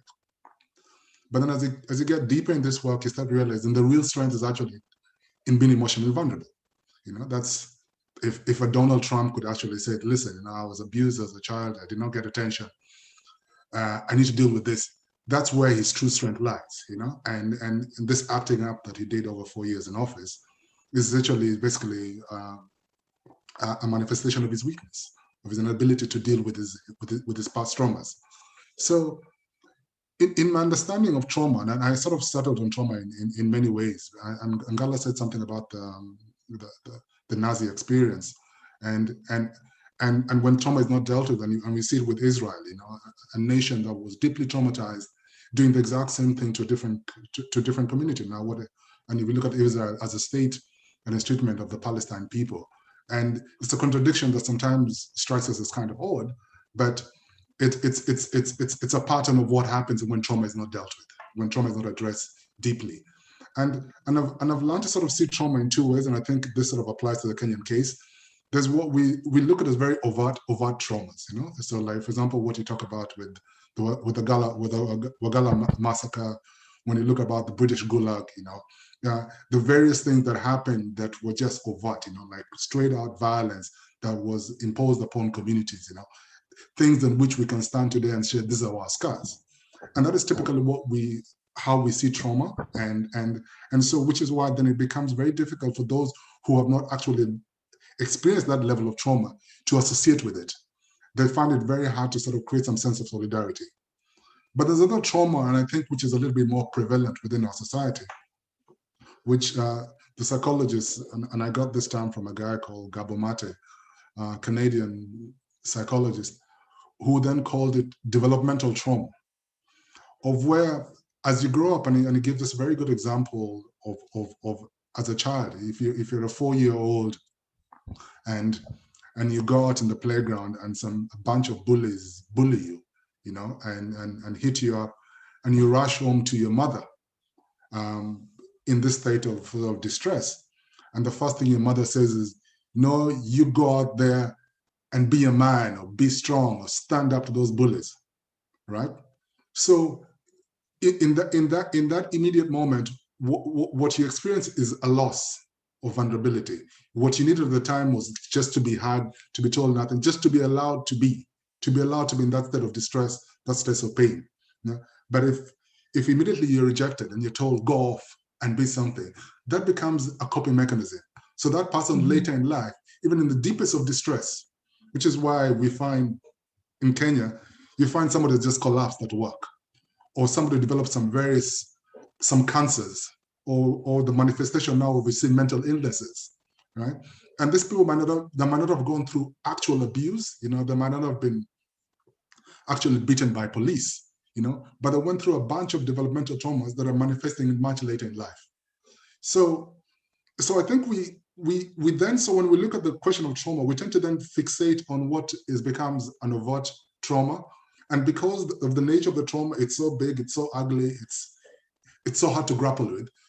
The easiest way to do about it is what Kenyans do quite well in our national psychology, where we say accept and move on, because we just simply don't have the tools to deal with it, and especially as en masse, right?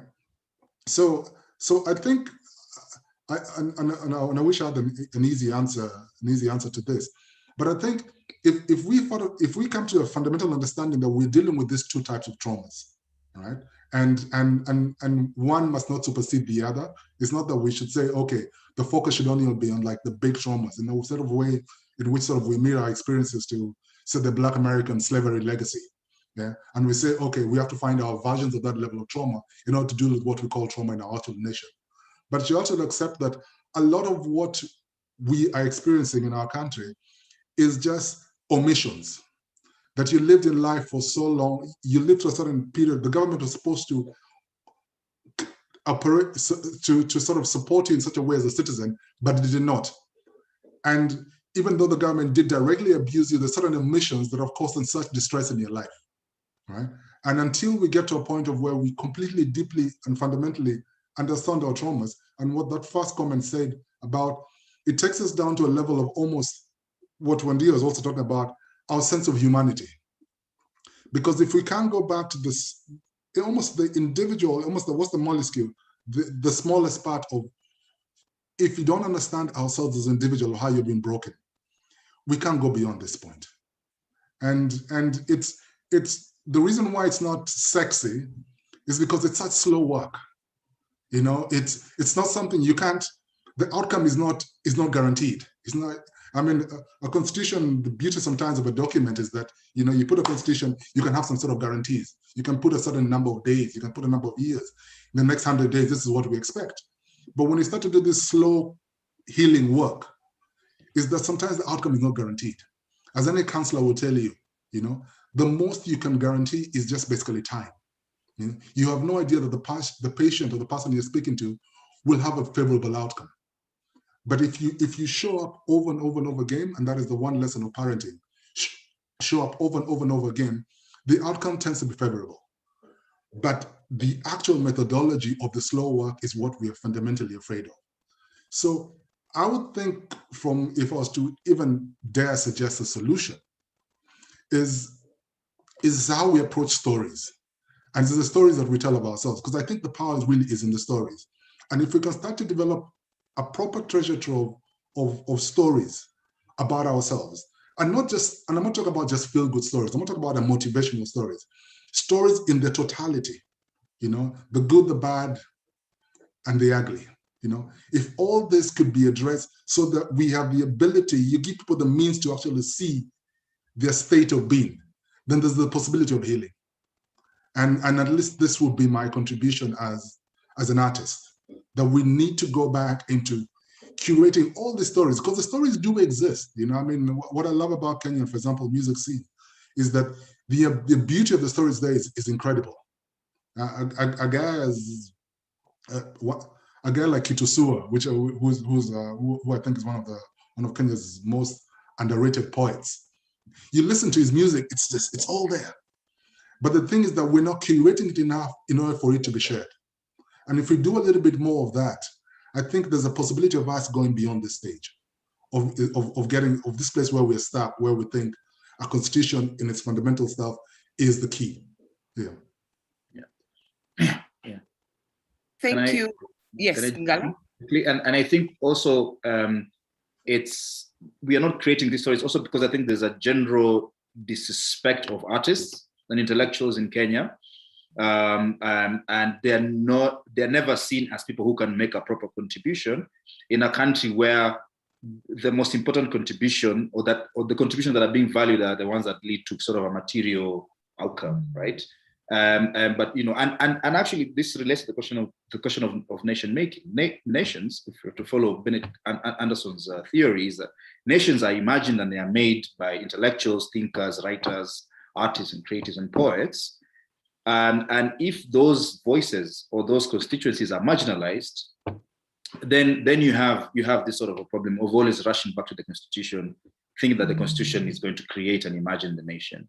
But yet those people who actually do that work historically have been marginalized from important spaces in this case. Thank you, Gala. I'm going to pick a couple of comments that are coming to us and then go back to the questions, because it's such a wonderful chat that's going on. I can see Lillian Mwaura picks up on the idea of culture being the foundation of the nation and speaks to the family, the importance of the family as the fundamental unit of society, according to our constitution. And then she reflects that what is lacking in Kenya is the glue to hold all the communities in Kenya, to really say we are a Kenya nation. So thank you, Lillian, for that comment. Nathan Gumi has reflected at length on what a state is, what a country is, the idea of, and he really wants us to think about the idea of a state having many nations within it. And I think the point has been made that there is no one model of a nation, and even the question of whether we want to have a nation. And at the end of it, he says, the real question is that, if we think of Kenya as a sovereign state that has multiple nations, do these nations share a common objective and hopes? Because if we share a common objective and hope, even if we decide and agree on being several nations that are all governed or are all under one state or are all served by the same state, then we can move forward. And maybe that would be then the role of the constitution. From YouTube, I'm going to just pick a couple of our comments. The Green String Network that works a lot on trauma comments that the intergenerational trauma that you spoke about, Oyunga, continues to haunt us, and says that without social and cultural healing, political reconciliation, which BBI is about, will never work. That we must start with that social and cultural healing. Andrew Minor says that one common thread that's coming through for him through this conversation is an apparent deliberate deprivation of agency of the ordinary person, and that we really need to talk a whole lot more about that. Evelyn Mungao is agreeing with Wandia in particular and says that we need to look at others as humans first and last. Nationhood is fine, but we must ask how our nation, or how humanity, how the question of humanity is the basis of these conversations on nation. And thank you for everybody who is saying that, this is a great conversation. I absolutely agree with you. Now, I want us to keep that thought about, let's keep the ordinary person at the center of the conversation today, partly because, and I'll put the link on the chat, and at the end, I'll give everybody the links to this. Last time, we really, really focused on the idea of the political actors, on what the political actors are bringing onto the table, what they're saying around this, and how does BBI, the resources that have been spent on BBI, if we just let them all go, right? I mean, we've spent so much, we've invested so much, surely let's harvest something out of that. So, but I do want to just put the two questions that have dealt with that onto the table and ask our panelists to comment really briefly on this, because I do want us to go back to that idea of how does this journey of constitution, this journey of a nation, this journey of a soul, how does that really impact on our everyday lives, of the human beings that we are? But let me just quickly bring onto the table James Njue's question, reflecting on what was said yesterday by a politician, that even if the ruling goes against the BBI initiative, reggae will still continue despite that, right? And he asks, if it does continue, regardless of what is put, whether the ruling says yes or the ruling says no, how does that influence Kenya's future, right? So much, and this is the question on resources. What is our journey towards constitutionalism, regardless of what the judgment is tomorrow? So that's one question. And then the other question is on the place of accountability by the political actors. And what I really like about this question is referring to what Binyavanga Wainaina has talked about in terms of the upright revolution what would that look like in Kenya? And what are the building blocks, including conversations such as this? So post Friday 20th, 2021, and what the Court of Appeal will say, we have a Kenya. And that Kenya has a constitution, either way, to go and to deal with. How do we move forward? For me, that's what those two questions are asking. Any of you? Okay, let me start as the cynical one. I think what BBI was about was not really about the Constitution. It was about the story. Because I remember asking, and this I want to give a shout out to KOT members because they answered it for me. Because before BBI, the president was violating the Constitution in many cases because he could. And then what he would do is present as a done deal, basically saying it's already done, mtadu. And that has been the way he has been operating. He presents us with a done deal, and then people feel, okay, it's too late. We just have to cope with what has been done. So if the president wanted to change whatever, I think he could have done it and would have just told us, you know, I bad words came to my mind. But anyway, he would have just told us, you know, go away. But why did he have to change the Constitution? Because he needed to break the story that Kenyans have been using. And that is why we are not in a good place where the basic story we have is the Constitution. We needed a cultural story, a story of history, a story of our ancestors, and saying we got here because people shed their blood for us to be here. People sacrificed so much for us to have this Constitution. We've seen the photos. We know how many people went to dungeons. Others had to leave this country. But those voices were not strong enough for us to say, no, we are not accepting the change of Constitution because of what others have done for us before. So we waited until the court case, and that is why politicians are hammering the Constitution, because what they want is control of the story. If they break the Constitution, what shall we use? And this is where Kenyans, regardless of the ruling, we have to create a story for ourselves, a story of pride in who we are, where we've come from, our scars and our victories, that is too strong that even if we are told, oh, it's clause this, it's chapter this, it's whatever that the politicians tell us, it's not enough to break our resolve and say, you're not going to destroy this Constitution. We are the people of Kenya. We are the children of, you know, everyone from Talai clan to Mekatilili to Dedan Kimathi to, you know, Lucas Piketch from Pokot. All those people, Elijah Masinde, we are their children. And as their children, we are not going to accept this. We just don't have that compelling of a story to refuse this. So whatever the ruling is, I think Kenyans need to work on the story. And this is where artists can help us. And I think that is why they are being suppressed.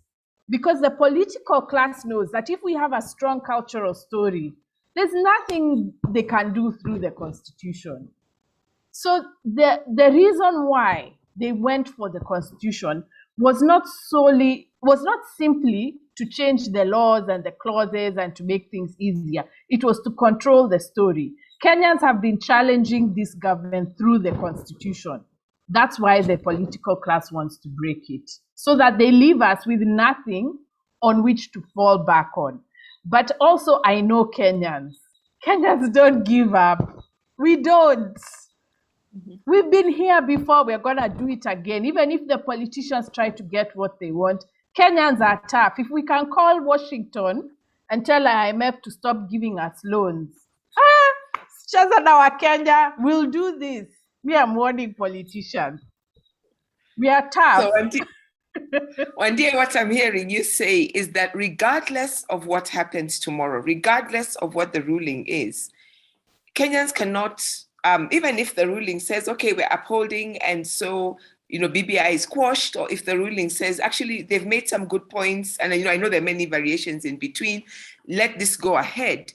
Kenyans have to remember that Article 3 remains there, right? For now, Article 3 is there. You must defend your constitution. And understanding that the constitution has got rights, it's got responsibilities, it's got, it's got obligations in terms of holding political actors and all public servants to accountability. It's got, people who are worrying about resources. We have got kuna kazi, as you say, kazi kwetu, right? At the end of the day, the guardians of the constitution and what we have imagined for ourselves as a nation has to remain Kenyans. That's what I'm hearing you say. Oyunga Ngala, what are your thoughts? Ngala, if you'll allow me to. Yes. I'll try and make it brief. I think one day has summed it up quite well. Huh? Mm-hmm. I wanted to sort of, because one of the things about, I guess, people who speak the language of resistance, and sort of remind Kenyans that no.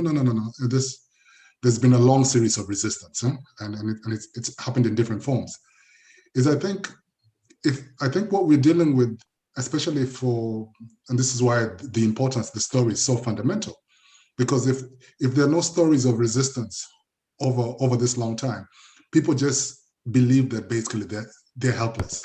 And you see one of the responses that you see a lot in our political space is, if, for example, you go on Kenyan Twitter, you're amazed by the amount of trivia that sort of, almost gossip as news that sort of circulates.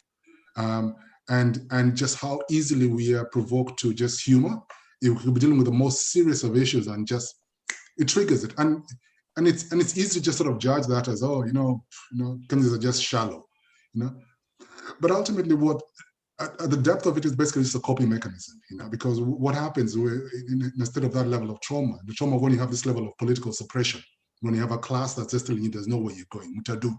And so what you're dealing with, that your first response is usually flight, and which is the typical African migrants reality, is just go to a different country that respects you as a citizen, The other option is basically to fight, and if there's only 3 of you fighting in team courage, after a while you start to look like a bit of a crazy. But the most common response that people then turn to is just basically disassociation. You just turn your back on this whole process and just pretend you tune out of it. So the fundamental issue of story is so important. Because if we're not even telling stories of even the stories of these recent victories that we're having, the stories of just resistance within this decade, the very fact that a process like the BBI could actually be curtailed by just public will and people just saying no at every level, and people always showing up. There's different forms of resistance, and so we don't get fixated on resistance as only meaning a street protest, or resistance as only meaning some version of an armed struggle, right? The people have to understand that in a situation like this, the only thing that remains is you've got to resist. And especially if you look at it from within a global context of what global capitalism is doing to humanity all around the block, is that people just have to stand up. And it's scary in the beginning, because we always come from the idea that me in my little small pocket, what can I do? Yeah, because you look around and it's suicidal. But if history tells us anything, which is the importance of story, it's always been those 1, 2, 3, 4 brave men and women who bring us to where we are. And so I think that's the spirit that must remain. It's like fundamentally what we have to do is get into basically a resistance mode in any way in which we can sort of articulate this resistance, but we have to resist, in order to basically protect our basic humanity, which then gives our constitution life. Yeah. Indeed, Babu Ayindo also says, yes, resistance is our heritage, resistance is our healing. And he reminds you, Andia, you once wrote that and he's agreeing with you. Ngala. Yeah. So yeah, I mean, let's not forget that in large measure, the Kenyan 2010 Constitution is a product of almost 2 decades of resistance. And I've said this elsewhere, that this constitution was forced upon this political elite. So it is very obvious and clear that it has now proved to become a nuisance, because it is really reshaping the way in which the executive branch, in particular the presidency, has operated in Kenya since the 1960s. So for me, I've argued this elsewhere, that there's a huge shift in which how power operates in Kenya has happened through this new constitution. That is very important to pay particular attention to. But also, thinking about after tomorrow, historically, what we have seen is that the way in which the political elite in Kenya has played around with the constitution is not only to suppress popular voices, but also is to find rules for the game, for themselves, right? So that increasingly, since the 1990s, because the political elite has been fragmenting also, at the center is that they have always struggled to find rules in which they can all agree with, and finding that to be very difficult. So I'm talking about, for example, 1997 IPPG deal. 2007 there was some form of version of this kind of agreements that didn't actually take place, and this new constitution. So the elite is always finding ways through legal process, through the constitution, to anchor rules of the game, but then finding it very difficult for them to trust each other. And this is how I think this new constitution came to be. I've argued this elsewhere. So this is going to continue to be the case. There's always going to be attempts to change the constitution to fit elite interests. But that is not always the end of the story, as Wandia says. We've been there, we've been here before. To close off, I think I would like to also just sort of emphasize the role of thinkers and artists in this struggle. And I don't know, I mean, for me, I think this is one of the few discussions where I've really had the role of artists and writers and thinkers being centered in sort of political affairs of the country. And I think that Kitu Shua, I'm a big fan of him as well. The thing that happens that Kenyan thinkers and writers, even people making memes and jokes on social media, I find are very good at making commentary on the day-to-day, mostly on the social. They give meaning and story to the sort of day-to-day social struggles. The curation, I think, now really needs to happen, with organizations such as the Elephant and others, is how do we then make those debates, those conversations happening online, in music, in writing, important for the future political direction of this country. Yeah. How do we then curate an experience where these cultural producers begin to think also very deeply about serious political questions that this country is facing, so that it's not just a fleeting experience where if a scandal happens, then there's commentary. How can this be turned into a sustained debate, conversation, coming from all quarters, from young people, from poets, from musicians, from writers? How do we make them pay attention to political questions of the country consistently? I think for me, that would be my parting shot. Whoa, okay, that's a really great thing. We're thinking about the power of imagination, the need for healing, the work of creating the thinking and the action, centering it in ourselves. This work of tending to the soul of the nation, of keeping ourselves, not just resisting for the sake of resisting, but resisting so that we can translate what is in our minds, what we have imagined, these beautiful things we're thinking up into the reality of our lived experience. I really wish we could continue with this conversation. I completely agree with Anastasia Wakonyo, who has said, what a great conversation. This is what we need at the grassroots level. But we really have run out of time. But let me remind you that you can check out the archive of material. There is so much that is on the Elephant, on the Building Bridges initiative. I'm going to come to each of you for a quick last word, 1 sentence, 2 sentences in a minute. But in the meantime, let me just share with everybody that the Elephant has got this amazing archive. There's stuff to listen to, stuff to watch, stuff to read, including the High Court judgment itself. I can assure you that the minute the Court of Appeal judgment has been made public in a form that we can share, we will put it up on that website as well. We have several analyses and, of course, all the conversations in this series, including the article by Dr. Kankindi, BBI is dead, within the Kenyan state that I quoted from earlier. You can find all of this on the website. You can find the conversations as well on the YouTube account. For those of you, I've seen some people asking, the first conversation was on the legal judgment.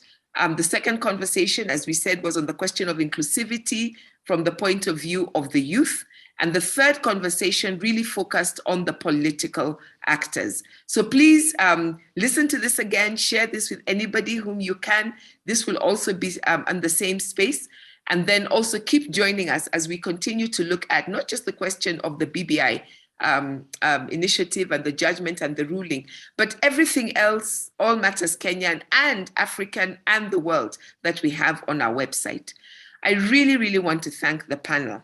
So let me come back to you for your last words. Wandia and Joya, thank you so much for everything that you have shared. And I will take that idea of resistance with me everywhere we go. Wandia, what is your final word? I think I just want to assure Kenyans that even with all these struggles, we are great people. We have made our mark on the world for resisting when nobody thought that Africans could resist. We have always resisted. And no matter what the ruling is, freedom comes from perpetual resistance. So we have to keep resisting. We also must be aware, I think, of the intellectual tools that are used to limit our imagination, be they from religion, from the education system or the schooling system, or from the media. And the vigilance must go there as well. I know words seem not to matter much, but they actually do. And so we must also be vigilant in terms of the stories that we are being told.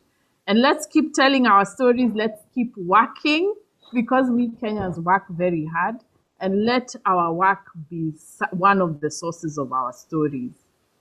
Okay, thank you. Dr. Wandia Njoya is an educationist and public intellectual. Someone corrected me once when I said that, and she said, she's not just a public intellectual, she's the conscience of this nation. And sometimes what she says hurts, but we appreciate it. Thank you, Wandia.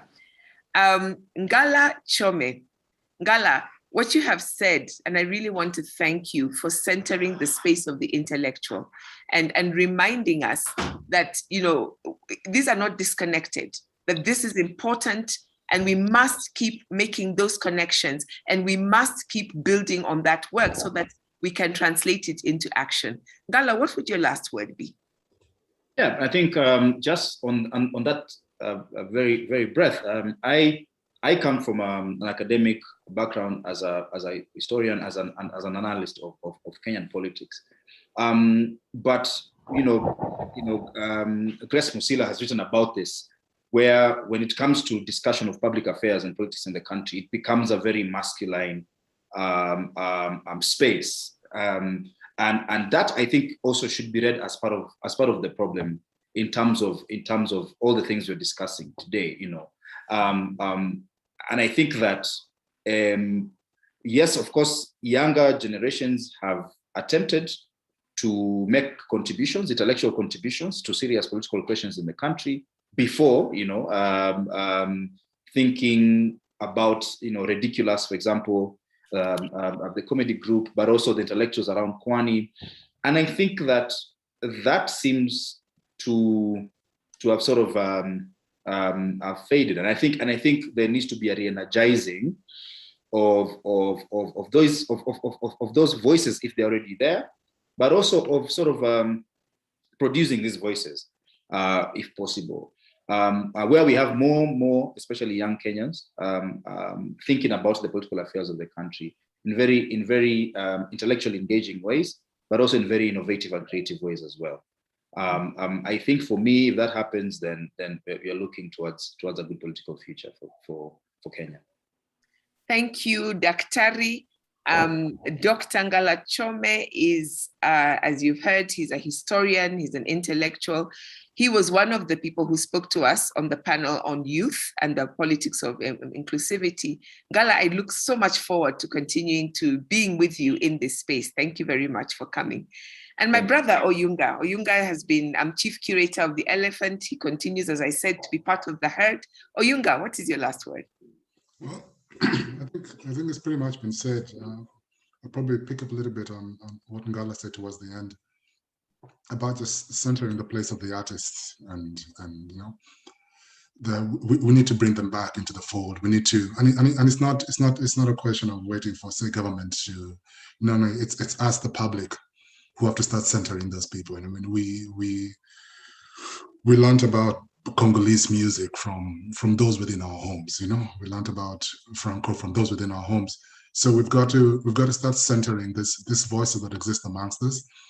For now, they're on the fringes. They're in places we call the underground, but that's where the truth lives, and we sort of have to basically do our part. The other thing for me is that, and just to pick up from, I guess, the article that inspired this conversation from Antoinette Kankindi, and the story of Cry the Beloved by Alan Payton. There's a line, and she quotes it in an article as well, is that the tragedy is not that things are broken. The tragedy is that things are not being mended again. And I think for me, that's a really important, at least take-home point for me, that it's that almost as a generation, as people of this time and space, as Kenyans or in this space, we've got to do our bit. You know, we just have to put in the work and put in the work in a little small way as much as possible. We need to get out of the idea of, I know we live in a celebrity culture, in a social media culture, with a tendency of grandiose, you know, but I think it's an importance to just go back into, you know, simple work, you know, the collectives that used to come together to collect money in terms of Harambee to send people abroad, you know. We need to do that simple work. We need to do that simple work. We need to do it consistently, and we need to keep doing the work. You know, and yes, the outcomes are great. To be nice to be invested in the outcomes, but what's important is actually the work. And if we continue to do the work, we continue to be inspired by people like Wandia for the kind of work they're doing in the public space. And if more and more people can do that, I think we'll be in a really good place. You know, that will be my bit. Yeah. Shukran sana. Oyunga Pala is a journalist. He's a cultural critic. And my favorite, he's my fellow storyteller. Thank you so much, Oyunga. We want to very much thank Heinrich-Böll Foundation, who are the partners to the Elephant. We thank the Elephant for the privilege of having us for this conversation. And most of all, we're deeply, deeply appreciative of all of you who have joined us in this webinar, especially for those of you who asked questions or contributed to the discussion on the chat. We've heard from Garissa, Isiolo, Ruiru, Germany, Nairobi. I know there are many others who have not told us exactly where they're from. Let me borrow from the words of a couple of you. Lilian Moura says, thank you very much to the host and the panelists for a very fruitful discussion. But I really think we did all of this together. So in the words of Anand Manvani, I just want to say how amazing this conversation this is. Thank you to all of you. We all, I think, will need to go back and listen to it severally to just really absorb it all. We are the Elephant, and our role is to help you think together with you, because we want to speak truth to power. And at the end of the day, power lies with the people. Kazi kwenu. Good afternoon.